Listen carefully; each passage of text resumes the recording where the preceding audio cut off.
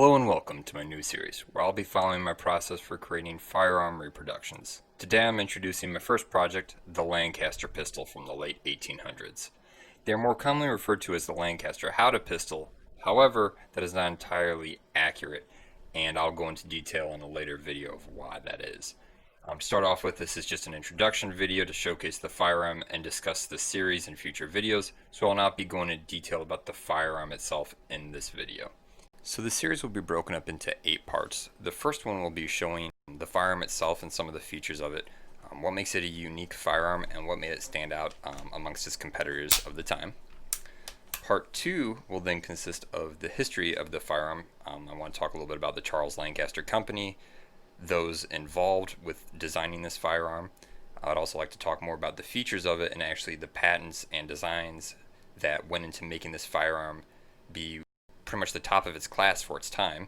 And then I also want to talk about the previous owner of this firearm, whose initials are engraved right here on the top, WW, so we'll also find out who that is in part 2. Now, part 3 will then consist of first-time disassembly of this firearm. There were only about 712 of these made. They were all made to order, custom. Everything from the barrel, the caliber, the pistol grip, the trigger, everything about them was custom. So there's really no guides on how to disassemble these and maintain them. They were also sold as being very reliable, so there was no need to actually disassemble them. So with that, I need a guide more or less for myself on how to put this back together as I take it apart.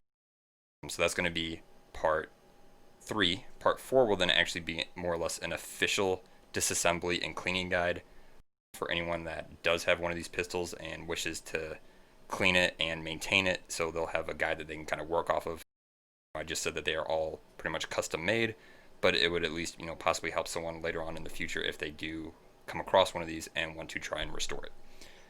Part 5 will actually be me taking apart the pistol again and reverse engineering every single part of this firearm and producing it in a 3D model environment. And my intentions are then to start working on the prototype in the 3D model environment. Part 6 will then be me actually taking this and using like SLA 3D printing and creating a 3D printed pistol and testing all the components, making sure they all fit together and function as intended.